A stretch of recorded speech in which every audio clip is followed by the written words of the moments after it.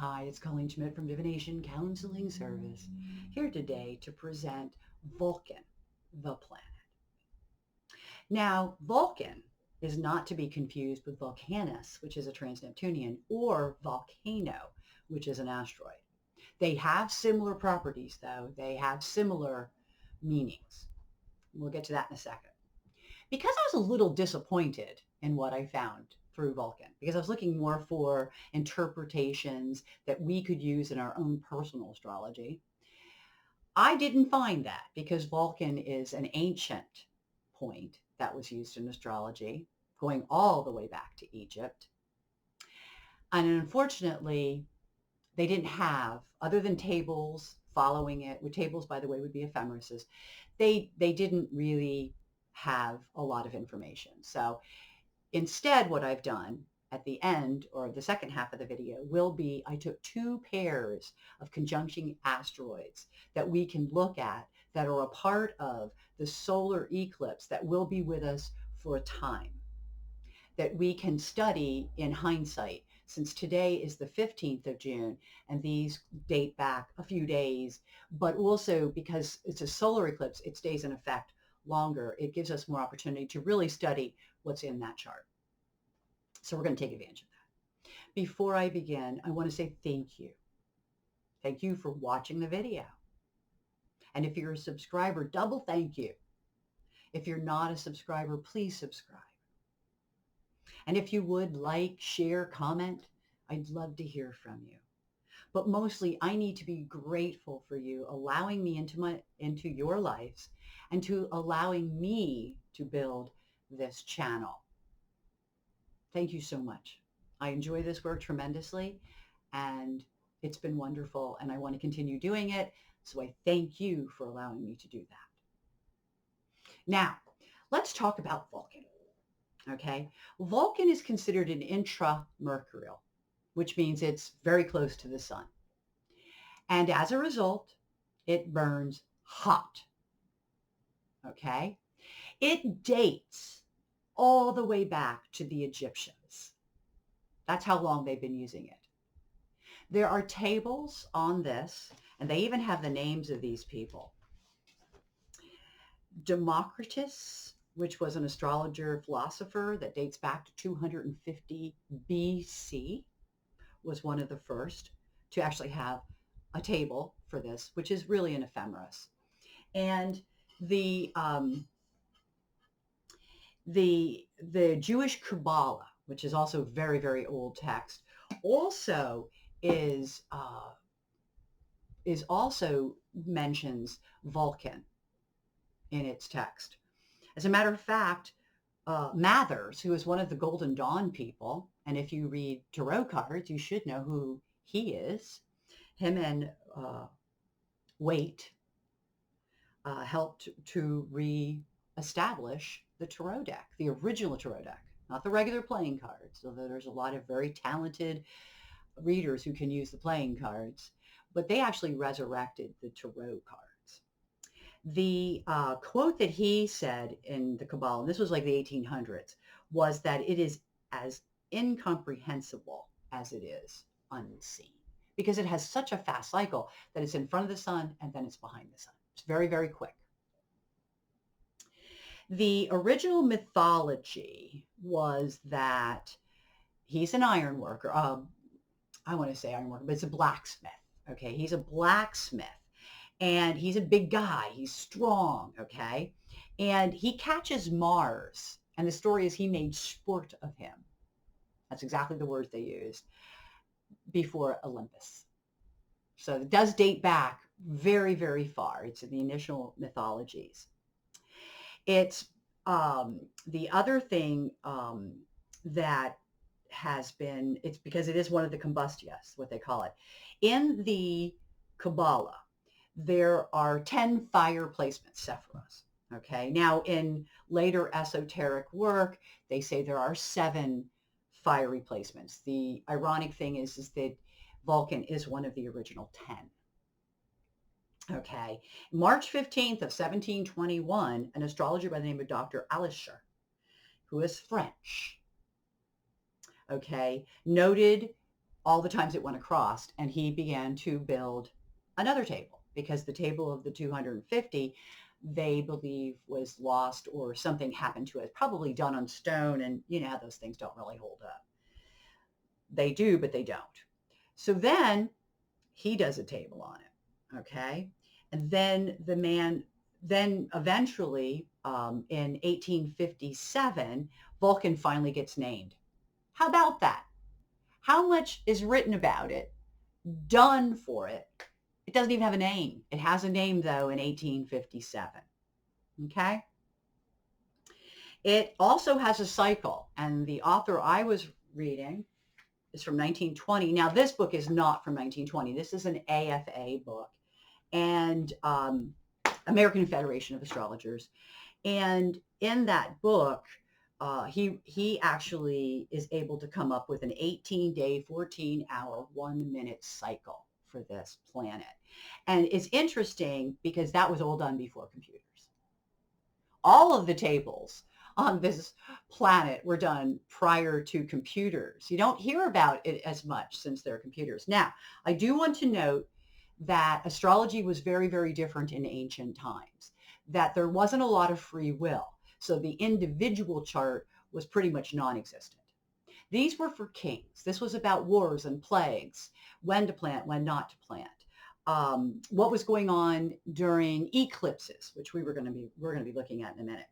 So the actual journey of this planet is a really quick, faster than even Mercury. Okay, but the only interpretation information I could get from Vulcan is that it has a negative effect when it is an aspect to any planet other than Mercury and the sun, because it's so used to being with Mercury and the sun. Any other planet is a combustion. Okay, now it's interesting because in everyday astrology, we don't really think of things conjuncting the sun as being combust, but they are. But I'm wondering, are they combust the sun or are they combust Vulcan? And if we were looking at Vulcan and one person had sun conjunct Mars and Vulcan was there, but the next person did not have Vulcan as close, maybe it was 9 degrees away from Mars or something, it would be a different kind of a chart reading. So it's well worth mentioning that at the very least, as an astrologer, we should be making note of how far away it is from the sun. Okay? So as we go into this chart, the very first thing I do want to talk about with this chart is the fact that the Vulcan is about the furthest it'll be away from the sun. It's 8 degrees away right now, or at this time period for the solar eclipse. It's really interesting. So we're going to go talk about that. So we're going to go look at the chart. First, I'm going to look at it in Janus because it's just really easy to see there. And then we're going to jump to solar fire. So let's see what we have here. Oh, you can tell I'm back. So what we have here is just the Janus chart, very plain and simple. But I did want to point out that right here at 27 degrees, 27 minutes sits Vulcan. About 8 degrees, here we go, little less than 8 degrees, or a little more actually, 8 degrees of the sun. About the furthest it's going to get, actually. And the moon. Then there's Mercury a little bit closer, but remember, it doesn't affect Mercury. The only possible thing it might affect, and it's still 8 degrees, is that ascendant for Washington. Could burn the ascendant a little bit. So the idea is because it's so hot, it burns whatever it's an aspect to. It's like Icarus and the wings. You get too close to the sun, you get your wings singed. So there is a little bit to that right there. Now, the other thing I want to talk about while I'm here is that the only possible effect it could have is to the moon. All right, it's still 8 degrees, a little more than 8 degrees away, and it's going to be very easy in terms of, it's not going to be a real hard connection. However, Gemini is not the best place for the moon anyway, but if you think about the Gemini energy, which is exactly where we find Vulcan, is a flitting energy. It gathers information. So it goes here, it goes there, it just gets this, it gets that, and it kind of pulls it all together, and then it goes out and does more. Even in making connections, even in the general populace, Gemini is more about the quantity, meaning let's get out there and see 10 people instead of having to sit down with 5 people. Okay. So there is this, it's just too quick. Like there isn't enough stability in the Gemini energy for the moon. That'd probably be the only way it would weaken it, but it's already weakened because it's in Gemini. So that does maybe weaken the moon a little bit. Okay. If you just followed that, if you understood where I was going with that energy, that is the only thing in all of this, the stellium, if you will, that is affected could be the moon. The node, Sirius, Adamita, too far away. They are beyond combustion. The moon, that's my opinion, still over 8 degrees. You know, it's still far, but you can see it with the moon if you look at it in terms of energy. So I did want to look at that. Now I'm going to move to solar fire. Okay. So you see it, here it is. It's in red here. I think it's interesting that solar fire chose to make it red. Okay. So we have it here. All right. Notice Mercury's retrograde, so it's actually going away from it during this eclipse, okay? Which is, again, Mercury's not affected by an intramercurial planet, nor is the sun. Just other things, okay? And in order to show that, I kind of want to do this. This is what I did in my own chart, and then to my dismay, it actually equals Mars. So I'm one of he's having sport with my Mars. But it is interesting because I don't quite fit all the Mars energy the way that I read it, because I actually have a Mars out of bounds. But I'm not a cartoonist, and I'm not any of the other things that they would say about being out of bounds. But it is burnt. It's singed a bit because across the dial, which you're now going to be able to see, is a semi-sesquicrad. I believe it's a form of an inconjunction. And it really does, here we go. It does hit it. Now, in this chart, what it hits, interestingly enough, and I can go a few more minutes. So I'm actually going to go to the minute because you can see it coming right into where it's supposed to be. Look how it gets to Sirius and Uranus. Now, a couple of things that we could talk about here, okay, because this is really good stuff, is the fact that the chart, okay, does show you that there's a lot of anxiety, either in parent-child relationships, but also with meal times. And then here we go with restaurants right now clamoring to get people to work for them. I hope they pay more because this is pretty tough. And so I had to take a moment. Noise outside. So, oh well, I'm going to get a copy of this chart. Hold on. So let's see how many other mistakes I can make.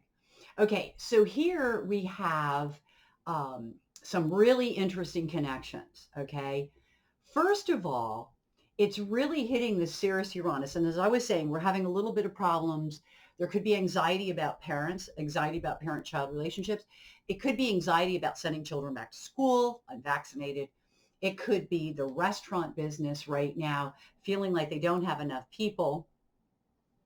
And also the unpredictability of people in general. And I'm going to get to that in a minute. Okay. There's a lot of anxiety here with Saturn and Uranus. And notice that Vulcan is not helping that situation. Okay. So it's causing, here we go, more chaos. Let me get a pen here. It's causing more chaos because that's what the 3 stars are up here.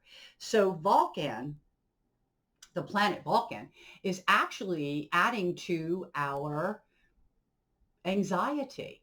And one of the issues is this, that people could be self-destructive in their behavior. And you know, when you have anxiety, because we all do right now, Saturn, Uranus, I don't care what astrologer you listen to, there's nobody that doesn't see Saturn and Uranus as anxiety. And then you have the Aragon, which means, you know, suicide, or it could also mean just self-destructive behavior of any kind, but suicide in there. There is a real concern that people are suicidal, or they're doing self-destructive behavior. Okay. And it's erratic because Uranus is erratic, especially in square, such a tight square to Saturn. What are they fighting or rebelling against? Structure. What do people get dying for? They just ask somebody to put a mask on. We're going to talk about that even more in greater depth when I get to the actual asteroids involved in all of this. But I need for us to see this. This is quite amazing to me. Okay. So if I were to go, let's see, 1, 2, 3, 4. One of the anxieties is slowness.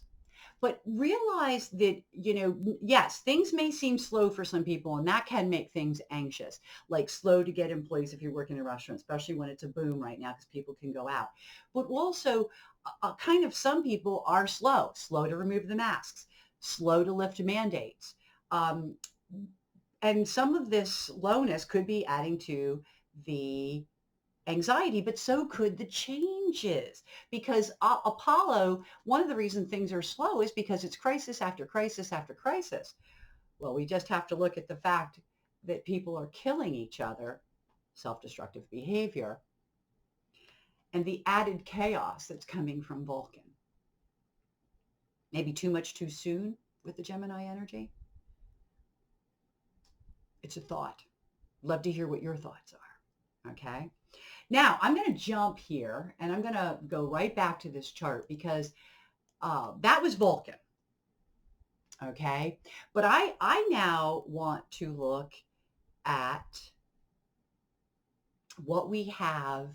And by the way, Vulcan's 3 degrees out of the Aries point. Now, you know, it's going to pass over the Aries point. It's a very quick mover. There isn't an eclipse there. It's not there for the full moon. However, just pointing that out.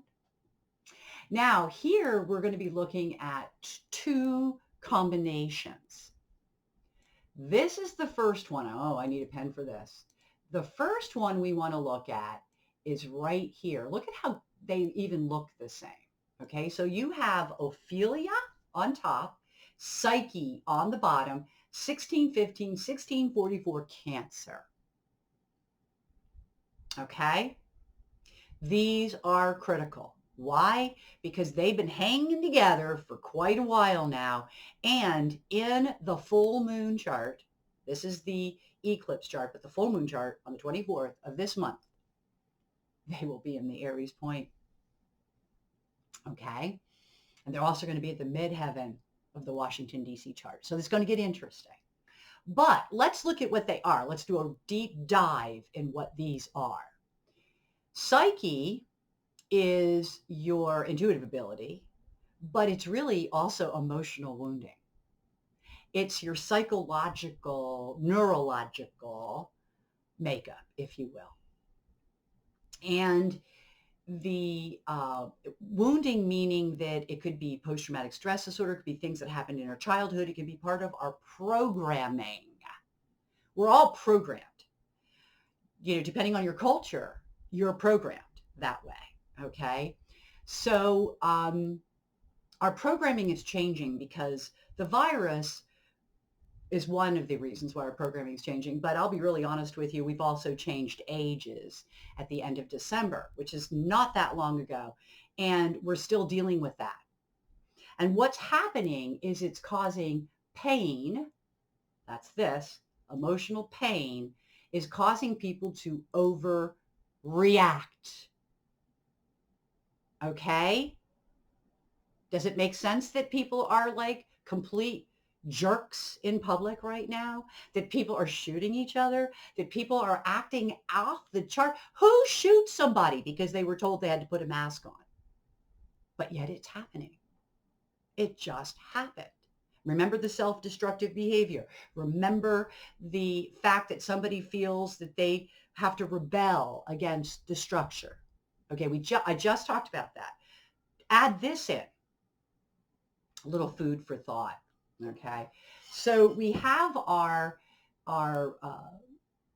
overreaction, and by the way, it works the same way in medical astrology. Ophelia is a big shower of things that are getting out of control with our health, organs that might be overreacting. This is a huge asteroid for this. And so I do want to talk about it. But one of the things I want to do, and just give me a second, we've got a siren. No matter where you go in the city, you can't get far enough in the house that somewhere, somehow, you're not getting some siren. So I apologize. Second time, but I live in a city. So getting back to Psyche and Ophelia, this is quite the combination for people acting out.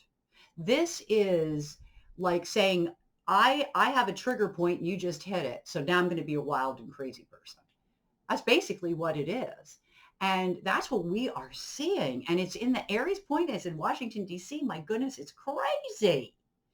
You could look at the other things that fall around it. So we got these things down here to get a better story of it. But for right now, and especially some of the stuff that's happening with authority figures or people that are in positions of authorities, somehow are contributing to this. So, and just think about the person who just got shot and all she did was ask somebody to put a mask on. So again, the overreaction is a part of our psyche being triggered. All right. I'm going to read Martha's interpretation. And I'm going to give you another theory that I have about it. Okay. So psyche is the brain, psychological and neurological state, emotional trauma or vulnerability, aware of emotional wounds. Per Martha Lang Westcott. This is a resource book. This thing is like worn out. It's dial techniques and medical case studies, but I use it because it has such great references, and I do like the keyword part. The other asteroid we're looking at, Ophelia, is inappropriate or magnified reactivity. Reactions are counterproductive and likely against one's best interest. Did I not just say that? Themes are very important when one reads astrology charts. To react to the falseness of others. Or at least that's what you feel like. Not necessarily true. Just here we go with, in this case, it's because of psyche. It's what you feel could be the falseness of others. So Martha does a wonderful job with keywords on that. And it really is what we are dealing with. So here's my theory. We are also programmed in our lives, okay? And one of the things that we're programmed about is that you grow up, you get a job, you go out into the work, and then you work until you retire or die, okay? Usually, maybe even sometimes in the old days for the same company. But young people don't really have that same attitude, thankfully, okay? They're different. So their programming, the programming didn't take on them, thankfully, okay? But for those of us who are older, so I'm talking Gen X and baby boomers, especially baby boomers that are at the low end, so I'm talking about people who are older, not quite at retirement age. It does seem like one of the issues why there could be a difficulty getting people to work for other people. I know a lot of people who are dropping out of the work world, even if they're dropping out by going part-time or they're working for themselves now, doing something a little different because they maybe have enough money and they don't They don't want to kill themselves. They don't need any more. What are you going to do with it? You can take it with you when you go? I mean, so what's happening is our own programming, our own psyches are starting to wake up. And so there's a lot going on. And again, this is just my opinion of how this could be manifesting. But now that you understand those two asteroids a little bit better, what do you think is affecting us with Psyche and Ophelia? Just something to think about. I like to look at that.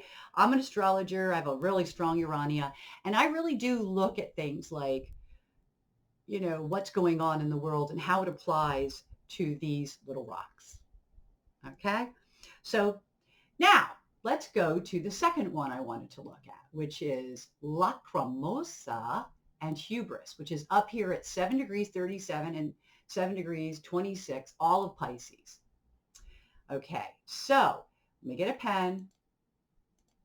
And we've got these little guys. Now you can't see them really good because of the arrow up there. So let me explain to you. Again, just like the material I read here, these glyphs, which are on the side here, Martha Lang Westcott. So one of the reasons I can't upgrade my solar fire is because they have their own glyphs. And I am decades into working with her glyphs, and it would be too confusing for me to try to switch.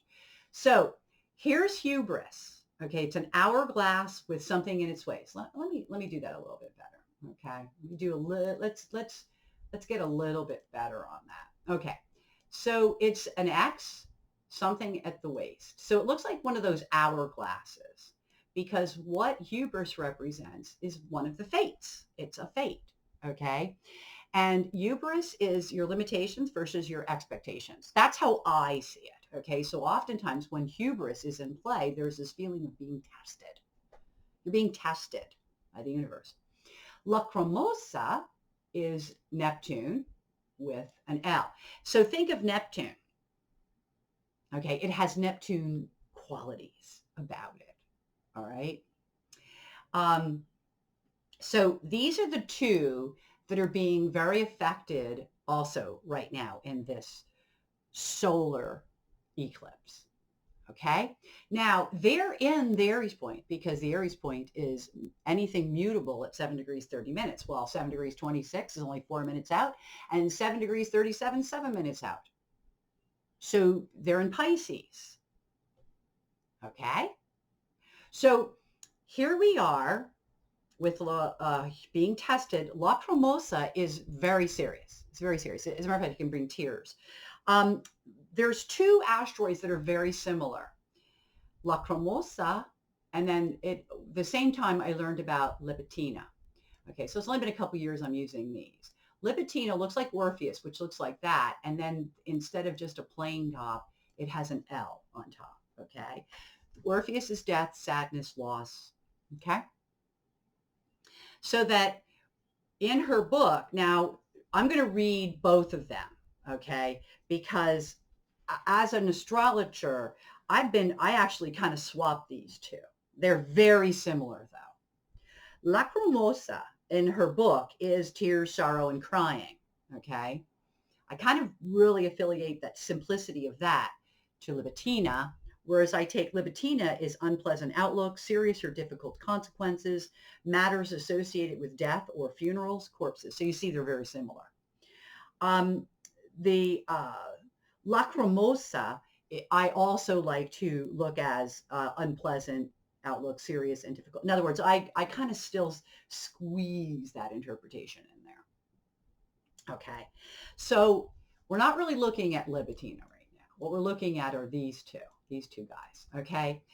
But it's enough to tell us that there's a feeling of being very tested right now that is very serious and creates a serious outlook or an unpleasant outlook. And it can cause serious and difficulties. Okay. All leading to crying and tears and sorrow and loss. Okay. So obviously not good news. They are running in the Aries point. So this is a world at large. stuff that we'll be hearing about in the news. Okay? Now, as I look at these 2 points on the in here, okay, they are also coming with memories that I don't think are quite right. Okay, so we'll talk about that because Niobe's pride, then you have mind, your memories, and then you're being tested. So is this people trying to do things the old way and no, we're not in the old way anymore? Is it a concern over children? I don't know. Could be all the above. One of the big factors, though, on the other side of it is that we don't know everything. And the fact that we don't know everything is concern for seriousness, for serious thoughts. We don't know everything. Okay.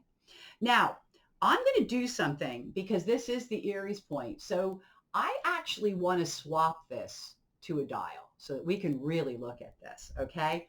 And when you go to the dial and you pull up, because this is all the Aries point, you got to also note, look at this. Okay, so let's check this Aries point out because this is very telling. Look what we have. And for those of you who don't know, that's Orpheus. I just went through what that means. Death, dying, tears, sorrow, loss. Okay. Not all loss is death though, by the way, but loss. And then here we have our 2, which form, of course, the air, again, you're going to go straight across. It'll be 22 there. Oh, yeah, made it. Look what we have here. The other part, we don't have as much down here. So I'm not going to talk about it, although literally it's a Poseidon. It's what we're hearing in the news. Poseidon health matter. And here we go with Poseidon. Are we hearing the truth? Okay. But I feel like it's complicated. What do I see here? Variants, complications that will cause death because our expectations. If you are not vaccinated, please, please get vaccinated. It's so simple. Now, I know the United States is over it. I'm in the Northeast. I'm in Pennsylvania. We're great, okay? We will reach herd immunity, but the reality is that the people who are not vaccinated are still at risk. I don't care how good the herd immunity is. You're still at risk. And that's really something to consider when you see death in it. Now, realize there are other countries that are not faring as well. India, great example. And that it could be a lot of that. But this couldn't get clearer.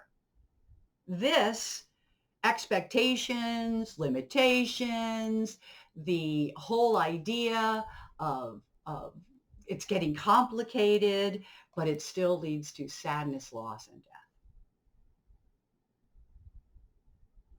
So I can't get clearer than that. Here's something else I found quite by accident. Okay, so when I look at this virus, and again, I do watch it. I am fully vaccinated because I can see as an astrologer how serious it is.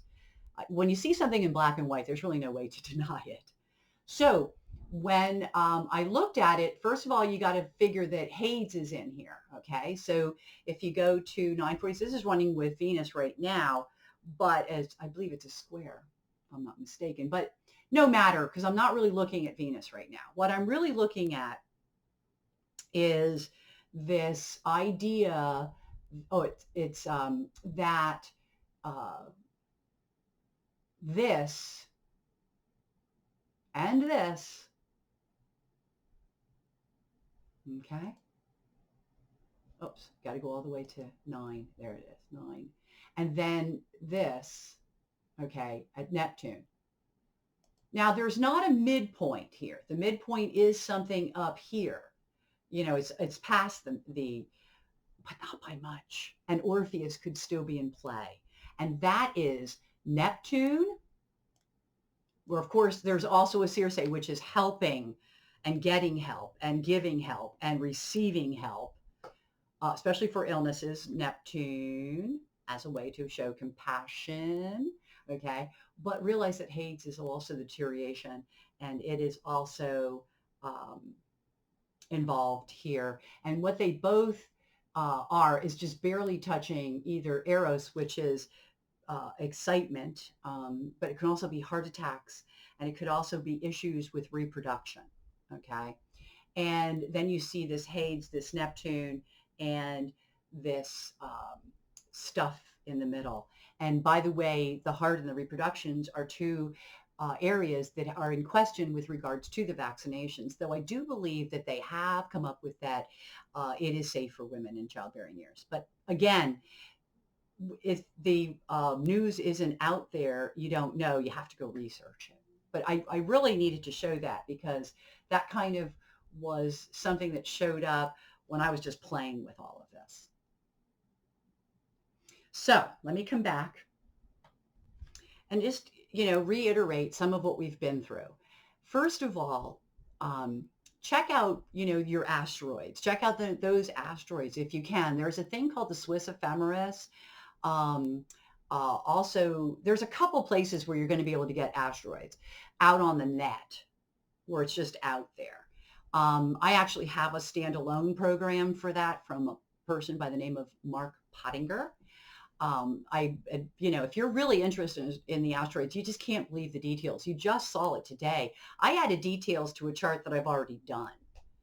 It is just so amazing. So please, comment, if you will. Let me know what you think of what we've done today. In any event, I'm going to leave you with this, but I want to stress once again, please be careful. Please take care. If you're not vaccinated, you might want to consider it, just based on what we saw in the chart.